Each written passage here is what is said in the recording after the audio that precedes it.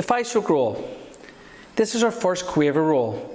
So as we should know by now, the quaver is a shorter note than the crotchet. So that will indicate to us now that this 5-stroke roll is going to be shorter than the previous rolls we have done, which were all crotchet rolls.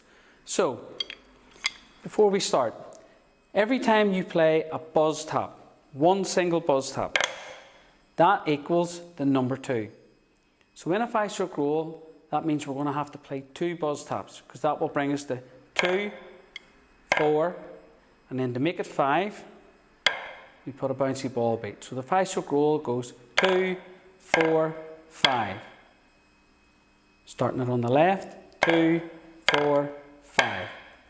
Okay, a lot of people will just say it like buzz, buzz, beat, or buzz, buzz, beat. So when playing the 5-stroke roll, a good wee tip to remember that the hand you start on will be the hand that you'll finish with the tap on. So for example, if you start the 5-stroke roll in your right hand, buzz, buzz, beat, the tap at the finish will be on your right hand. If you start it on the left hand, buzz, buzz, beat, the tap at the finish will be on your left hand. So the 5-stroke roll exercise, and this is just the 5-stroke roll put in like a little rhythm bass just to help you practice it. So here we go, after 2.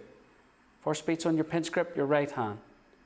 1, 2, beat, buzz, buzz, beat, buzz, buzz, beat, left, right, buzz, buzz, beat, buzz, buzz, beat, buzz, buzz, beat, right, left, beat, buzz, buzz, beat, buzz, buzz, beat, left, right, buzz, buzz, beat, buzz, buzz, beat, buzz, buzz, beat, right, left.